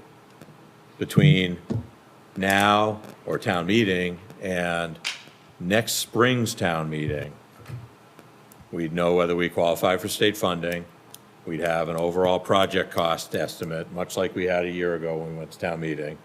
And we'd be asking for final design funds and construction funds. And in the interim, based on the guidance the board gave and we collectively agreed last spring, I guess, or sometime this summer, it's broken down into 5 segments in Section 2. Phase 2, A through E. Each one's a discrete area, west side, east side of Mashpee River, around the ponds, around Johns and Shumet, and then west side of Mashpee Wakeby. Each one of those is called out discreetly. The engineer would, at 25% design, say, we think in order to actually build this, each segment would cost X. In order to accommodate how much water you're bringing from these, you'd need to do X, Y, Z to the treatment plant. We anticipate that'll cost Y.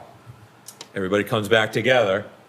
We look at those cost estimates and decide what portion or all or none of this do we want to proceed with asking people to finance in the spring. Until we get to the 25% design figure, we're all making it up. None of us have a clue what any of the next part of Phase 2, whether it's 2A or all the way through 2E. I don't know. And we can't really have a conversation about it. So I'll ask everybody to think about funding the Phase 2 as it gives us enough information to make informed decisions about how we want to proceed.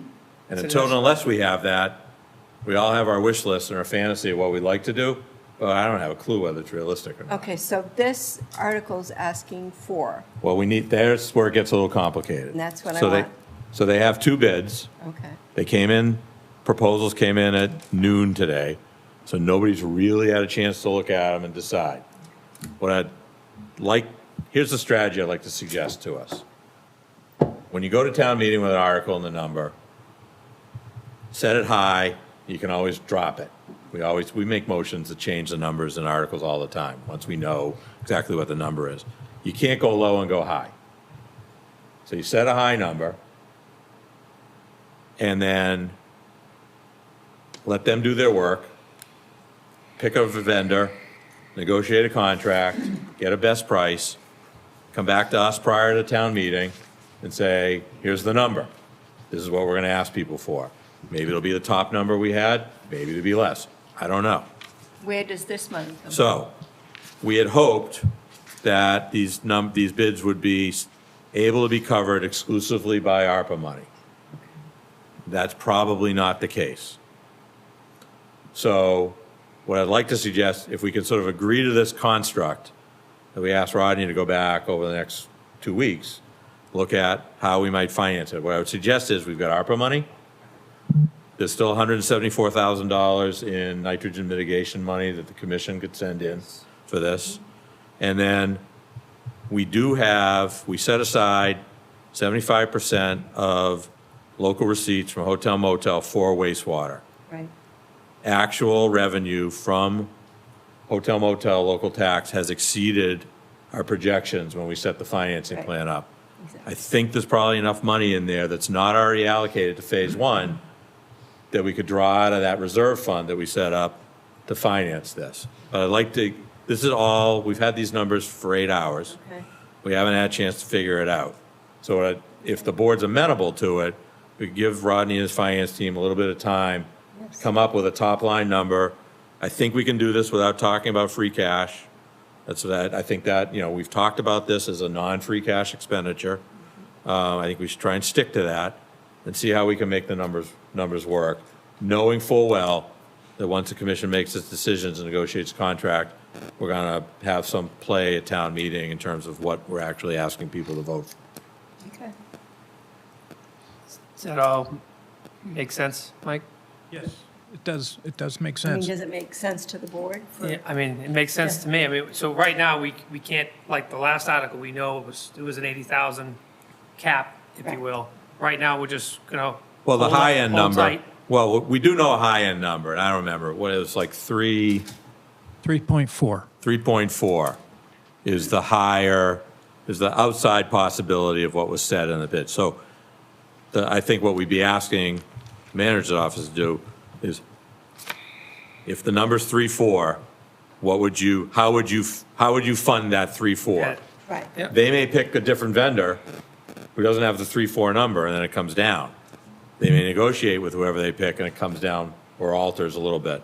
But if we go to town meeting with a warrant article that says 3.4, we can always amend it down based on what contract gets signed. Is there a big difference between the two?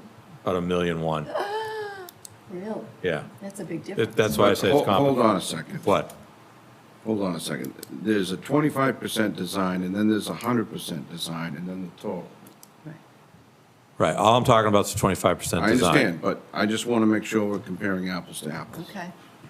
The 25, as best we could tell by an initial look, the 25% design, apples to apples, between the two companies was between 3.4 and 2.5, 2.4, something like that? 3.4, Yeah. basically. So does the 100% design cost, is that like total cost of the project? No, it's the total cost of designing Phase 2A through E. The reason, we're not even talking about financing that right now, because we don't know what portions of 2A through 2E we're actually going to want to proceed with. Do we know when we're going to start with phase 2?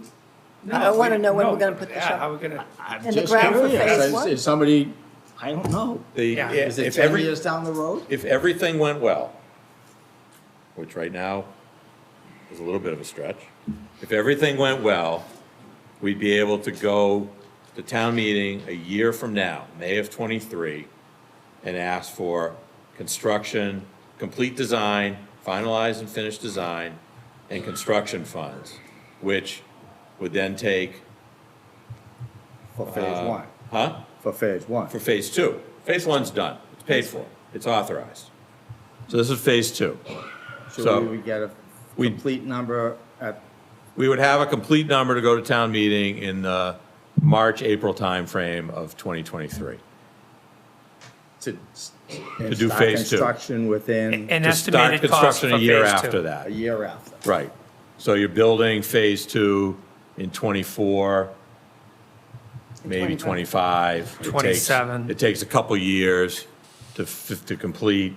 So you're looking at not going online with phase 2 under the best case scenario till 27. My question right now is. 5 years When from are now. we going to put the shovel in the ground for phase 1? When do we do? It's probably going to be in the summer. we were about a month behind what we were hoping to be, but that's not bad considering everything that's gone on. So I'm guessing shovels in the ground, early summer. Early summer. So we're gonna wait a couple weeks till we get some more So, numbers We'll put this off. and where we can get it from. Yeah, I think Well- that'd be a good idea. exactly. How about this, just to formalize it? Let's make a motion that we agree to place this article on the warrant. We hold off finalizing the language till next week, or next meeting in 2 weeks, and ask in the interim to have a way to finance that presented to us that takes advantage of ARPA, nitrogen mitigation money, and any reserves that we might be able to tap. We already have it on the warrant, we just Well, act on it right now. well, we haven't placed it yet formally. We thought- held it. We held it. We held it, It's there, right. so we got our next meeting. Yeah, I mean, I think just once we know it, Right. in 2 weeks, we Yeah. can just Go forward. move forward. I do We too. just don't know enough right now. I mean, I'd be curious to see, what kind of magic. Rodney you can doesn't do look that from happy with me at the moment. Different funding. Well, I just want the board to understand that there's the 25% design, the 100% design. One threw in a contingency, one did not. And up front, one is 518, $518,900. For And what? yet, for 25% design. Just of the sewer system. That's Yes. just the collection Just- system. Collection? It's just a- So, Yeah. so a lot of the product. other is 2,335,550. So obviously, this is a no-brainer. You go with the 518, right? No. Well, hold on. I wasn't done, if I, with all due respect. However, if you look at the total numbers, the one that's 518 front-loaded the money, and the grand total is $12,238,900. 12 million, What did I say? 12,000. Oh, I wish it was. I like your numbers. Yeah, Stick so to do I. that. So it's $12,238,900. Meanwhile, the other one is $8,465,675. So you're going to save potentially $3.7 million. But you're going to pay more up front. Rodney, in the cover letter that came with the GHD submittal, that included their discussion about the costs of potentially modifying the plant. So you have to add those to the 518. I'm just going by the numbers. What I'd really like to do is I'd like to take, Digest it. I I'd just like to got it. take this, and I'd like to take this and send it over to town council and let him give us an assessment. I don't think town council's an engineer. I don't think Pat's qualified to do an assessment of an engineering design document. It's, I know at the moment it's hard to figure out who the trusted voices are in this conversation, but, I don't think I don't want my lawyer making a decision about what engineering proposal we pursue. You just got these figures 8 hours ago, It's the 4 commission's hours task, ago, it's the so commission's I think we need responsibility to digest evaluate it. these things. Yeah, we So don't I need to assume that, act. over the next couple of weeks, is it possible for you to, digest, obviously you just got them today, so. Yes, we Can you would- digest it and then clarify If it- additions to the plant, 25%, 100%, both comparisons, just so we can put our hands around. It's and very important to have the true cost up front, so that the residents know what we're getting into and what it's going to cost them. And And what it's going to cost us, the town. With that is, And I'm if we just can saying- get if we can get those costs, or you can get those costs to Mr. Collins as soon as possible, so then he can say, okay, this is how, if possible, you can find the funding. We have And a, if it's not reviewed by town council, then I'm not signing unless the board orders me to. You can have it reviewed by town council, but I don't want him to do the bid assessment. The substantive bid assessment of what the value of the two services being provided to the town are.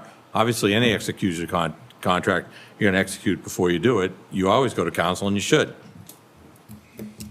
Okay, so we'll just, we will our group will look at it closely, and we will get back to you as quickly as we can. Thank you. Like, can I ask you, it seems like the residents are going to take some big hits here. They're going to accumulate real fast. The numbers are going to come big and fast.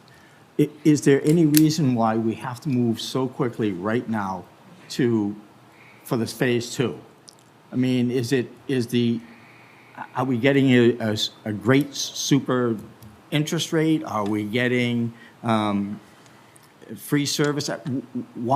If we put it off a year, move forward with phase 1, come into phase 2, let the dust settle a little bit. I think the residents, I really think we have to have numbers and put these out there before them at town meeting, if that's the case, total, what this is going to mean within the next 2 years. These are only design numbers. I know, but these are real numbers. You make a decision when to go ahead. I know, Joe, but the residents need to know how fast this is going to come. And it's going to come fast. And I'd like for them to know exactly, to the best of your ability, what's this going to come down to on their tax bill.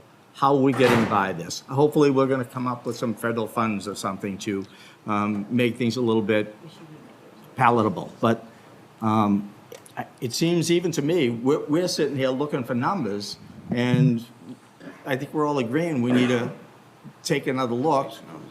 Phase 2, I'm not comfortable voting yes or no on this at this time for phase 2. Until I know what the real numbers are. That's all my concern. Madam Chair. I understand your concern. I think we all are in agreement. Yeah. We will, as I said earlier, we won't know until sometime in late July what a ballpark number will be for the total cost of the project. That's why we're doing the 25% design. Correct. Yes, 1 and 2. Yeah. See, One's done, as Selectman Gottlieb said. Right. Another thing is, Tom, is that this is the first time in 40 years where there's been this amount of federal dollars available to go after. And we're trying to be at the front of the line for those federal dollars. I agree. And from a scientific point of view, if we really want to meet the total maximum daily load, which is what we're required to do by federal and state law, if we really want to meet that, we have to do all of phase 2. We have to remove that much nitrogen. I agree. I mean, I wish we had a pile of money in the back room over here and we can move forward. I listen to people all the time come up to me, how are we going to afford to stay here, Mr. O'Hara? How can we stay here? I'm like, I don't know yet. Everybody's working together. Everybody's working their best to try to keep the cost down and give you the best possible system that you can have and get this resolved quickly. But a lot of them are worried about leaving their homes. Yeah. And the cost is going to come down real quick for a lot of these individuals. Not everybody, but enough of them. So that's all I'm trying to do is if I could buy a year, I'd be happy, just so we have the numbers and give everybody a chance to take a breath and see what the real cost is going to be. Well, we'll have a more realistic number in July. Okay. Yeah, that's good. The other aspect of this, Tom, is you're not going to have another realistic number unless we fund this engineering. And secondly, given the way the state financing works, if this moved in the way we talked about it, the town would not be making its first payment on the loan that would be authorized until 2027. So we start now. It's the delayed payment. We don't start paying until the project is complete, 6 months after it's certified. So you've got 5 years to build in the financing stream cushion to cushion the impact. So in terms of what you're wanting to rightly give people notice about what this is going to cost and how it's going to factor in, you can give them 5 years notice. Right. Well, it's 5 years from whenever you start. So if you don't start till next year, it's 6 years. If that means the sale of their home, so they'll be move forward. Well, they're not going to be able to sell their home if our water quality continues to degrade. No, hey, the water's got to be resolved. It's long overdue. There's no question about it. Okay, any other questions? Comments? Just thank you for all your work. And Thanks, guys. For the You did next a great 2 weeks. job. Thank you. We'll adjourn the joint meeting with the sewer Put commission. it on the warrant or not? It's on the warrant. We just put a hold on I it. didn't We hear you haven't, guys say it. no, it's already on the It's warrant. not on yet. No, I thought we did. Nope, we held it knowing we were going to get some numbers tonight that are not as obviously clear as we'd hoped they'd been. And why don't we wait?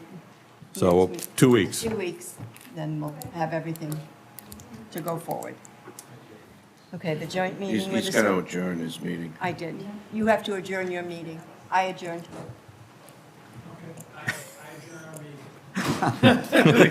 Well done.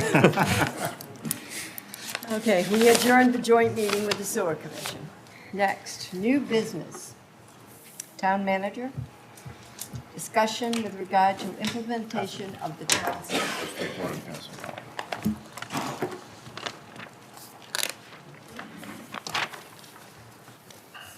Okay, there has been some discussion relative to the patch.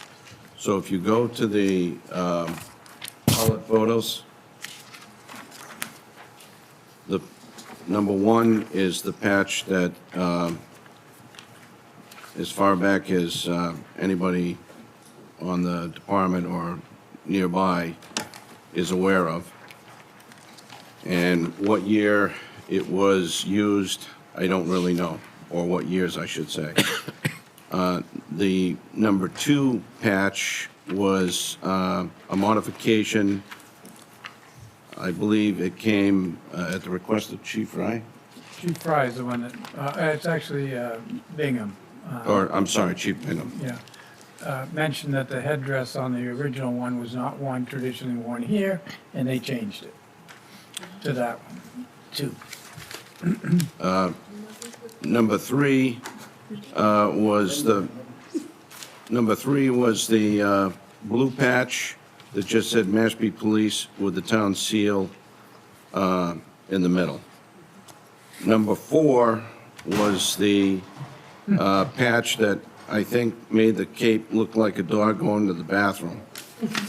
It's got to be one of the ugliest patches I've ever seen.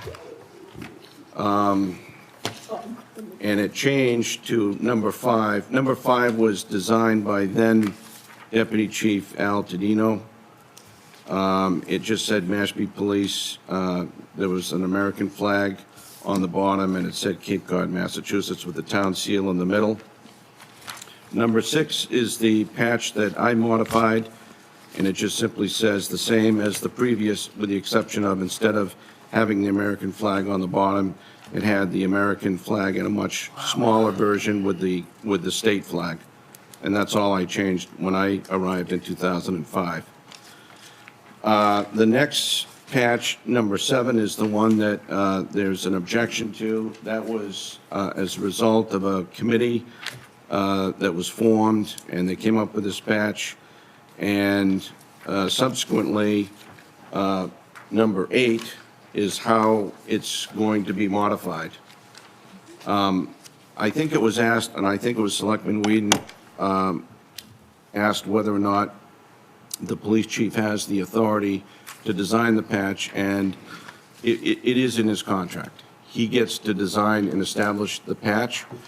I can tell you that he did not change anything with the exception of going along with the committee recommendation, and nobody approached him, to my knowledge, about any objections to this particular patch that is now currently objected to, and he's more than willing to go to the last patch, which is what you see.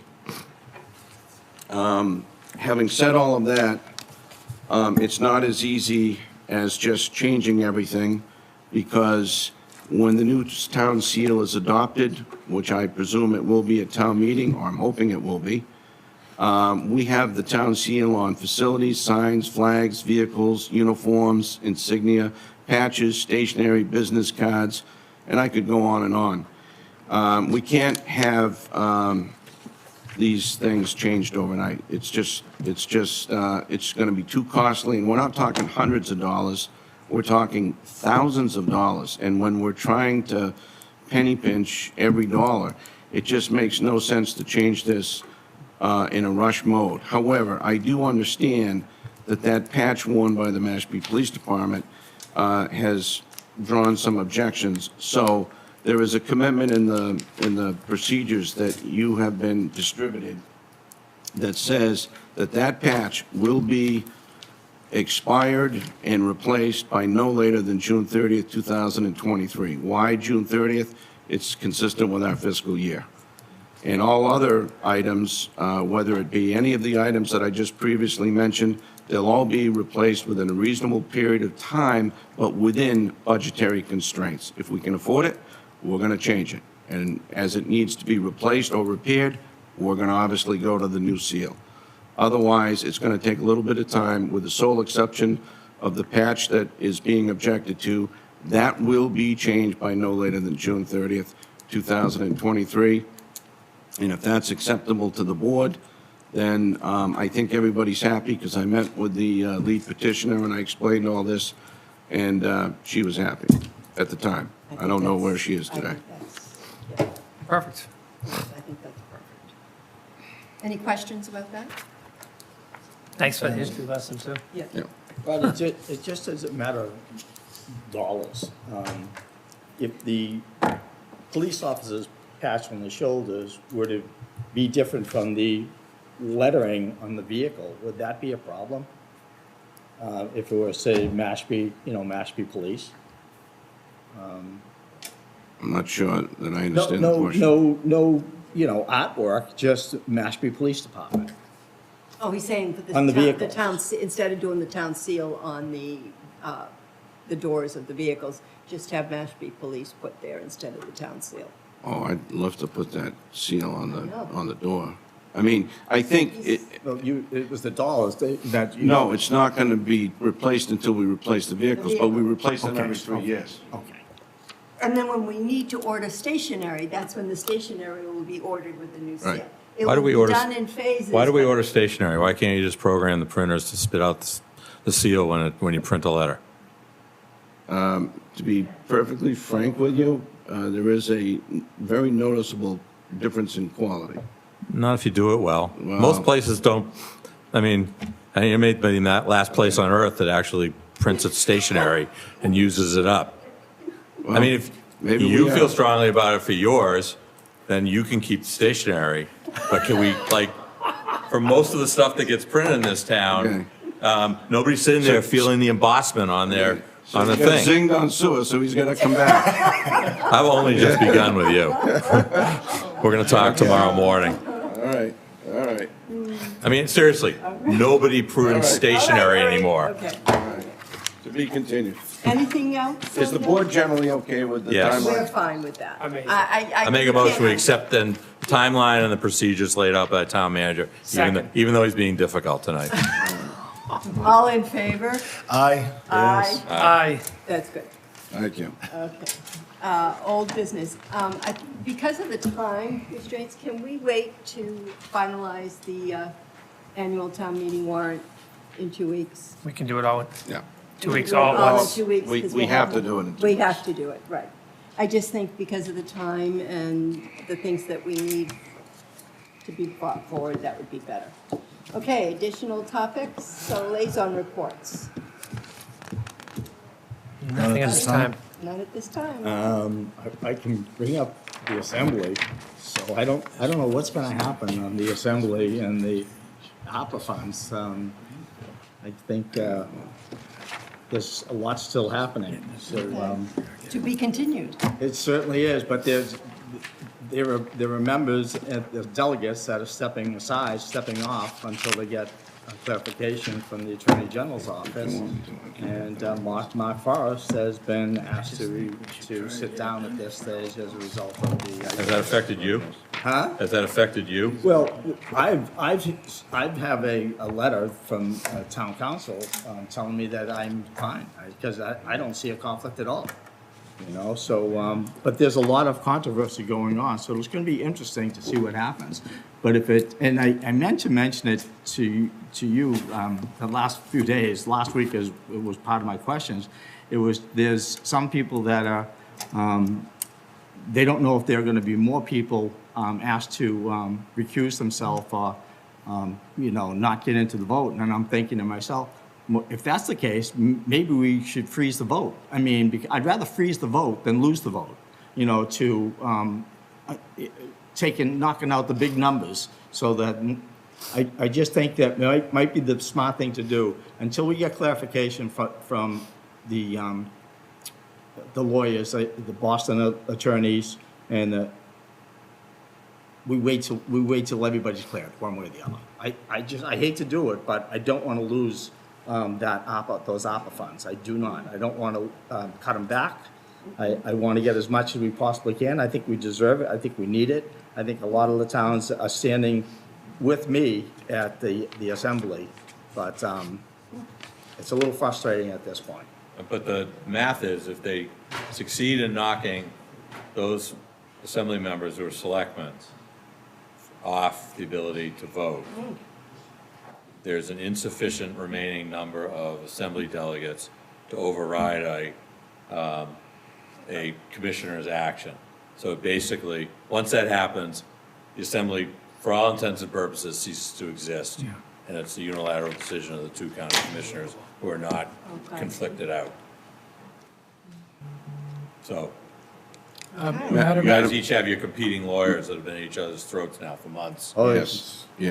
And we all Madam support Chair, if the assistant could just refer to a couple articles you might be able to give attention to tonight. Yeah, I'd just like to see if you guys could take care of the omnibus budget, the Cape Cod Tech budget, the SAFER grant, and Chapter 90. The petition articles I know, and we're holding one, I understand, but the petition articles you could do on the next. So do these have, you're good with your Yes. omnibus budget at this Yes, point? at this point, yes. All right, I make a motion that we include Article 2 in the annual town meeting warrant and support its passage. I'll second that motion. All in favor? Yes. Yes. Yes. Okay. Make a motion, we approve Article 4, Cape Cod Tech budget. We only held it for Sanborn to come in and support it. Second. All in favor? Yes. Yes. Yes. Yes, okay, that's good. Article 13, the firefighters. We waiting on any, I mean, You wanted the figures, and I have them up in my office. It's just over $1 million. It's just over $1 million. Just over $1 million. so, Four if we kept them on. or if we kept them on, so budgetary impact year 4 of this. 1.1, 1.2. 1.2. Just so people know, we're either gonna have to come up with another $1.2 million or lay them off. Exactly. Or It's a attrition. worst case or attrition. Or best case scenario through attrition. Right. Oh, you're still understaffed. You're going back to being understaffed at that point. We're not doing that. We all know it. Yep. Anyway, I'll make a motion to include Article 4 and support it. I'll second that. All in favor? Yes. Yes. That was 13, correct? No, it was 14. That was 13. 13, I'm sorry. 13, You're right. Wayne. And then there's 14. And you've got a number of Chapter 90 in here? No, No. we don't, so you're gonna have to hold that. Okay. Thank you for that, I appreciate it. Make a motion, we adjourn. Updates. Oh, Yes, I do. So I just want to let the board know that we did communicate on February 8th with the tribal council for the purposes of a joint meeting. Okay, good. They said that they would get back to us, and I just asked for the location and the agenda items. Okay, good. the February 8th or March 8th? I sent the email February 8th. And we haven't got a response? No, they Okay. responded. They're working on the logistics, and obviously, I think somebody was on vacation last week. Yeah, Yes. yes. Good. Yep. So to be Everybody determined. needs a vacation. Yes. See ya, I'm out of here. Anything else? Make a motion, we adjourn. Second. All in favor? Yes. Yes. Yes.